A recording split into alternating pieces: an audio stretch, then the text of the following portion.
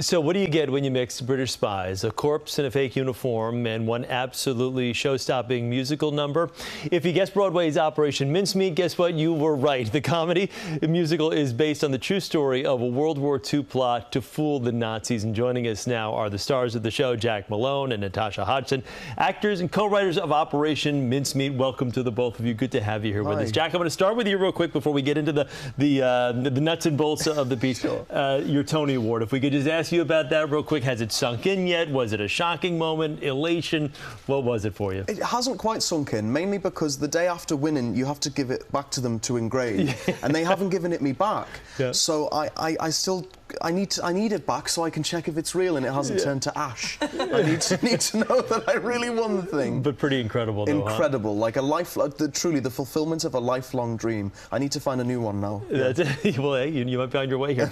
Natasha, this show blends heart, history, comedy. It's got a blend of everything. Talk to me about the concept of the show. What's it about for people that aren't totally familiar? So myself and two other performers in it, Zoe and David, a man, Felix, we wrote it together. And we were looking for a story that was true and crazy and that still had a heart to it. And we came across this story of this World War mission where spies were throwing corpses into the sea and trying to battle Hitler with not force but with wits. And I think there was something in that, the idea that you can fight sort of evil forces not with violence but with cleverness and deception and cunning, that really spoke to us. And so yeah, we've made nothing up.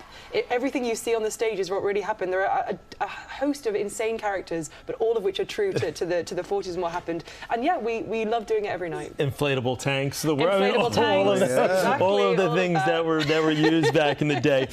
Jack, your performance is Hester. It's nuanced, it's powerful. In creating this character, what was that like?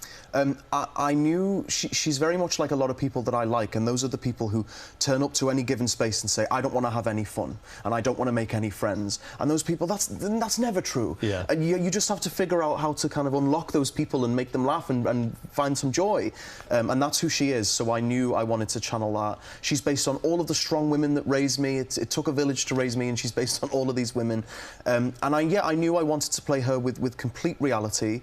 The joke is not that I am a man playing a woman. The joke is that she's very stuffy and doesn't want to have any fun but can't help herself. How great is it, though, that you grew up and you were raised by people that you were able to draw on some of It's nice, especially because some of the people are people who are no longer with us, so I get to go into work every night and sort of channel these people that I love and that I miss and think of them and keep them close, and that's a gift, it really is. And Natasha, you're like a triple threat for this production. I want to get this right. Not only starring in the show, but co-writing in the book, the music, the lyrics. Incredibly tired, yes. How did you do it all? I mean, first and foremost, but what has that process been like for you? I think besides daunting. Besides daunting and yes, incredibly tiring. I think what's really great about the show is that it's like a little gang of us doing it together. You know, it's me and you know it's only 5 of us on stage, and the 3 of us wrote it together, and we have round it out with Jack and Claire.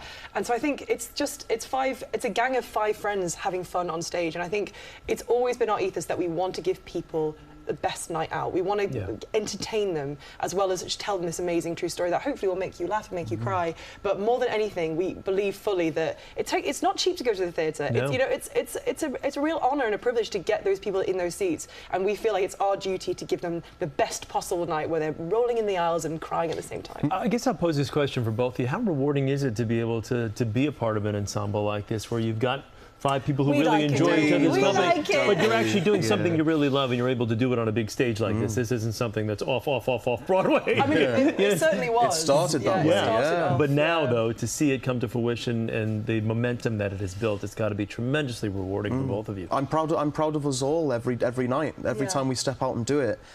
On now that we're the biggest stage in the world, I'm so proud of the journey and how far we've come and everything we've achieved. It's been a lot of work, but I think the thing is we've always built this show asking the audience what's working and what's not. We did it for the first time in an 80-seater in a tiny venue in London, and even then we were writing jokes and putting them in that night and going to the audience, is this good? And they would say either laugh or they would be silent, and that would be answer enough. And so I think it's a show that's been built by and for the audience that's watching it, and I think for that reason, I hope, is the reason that audiences respond, because they can tell that we've written the show only to give people joy.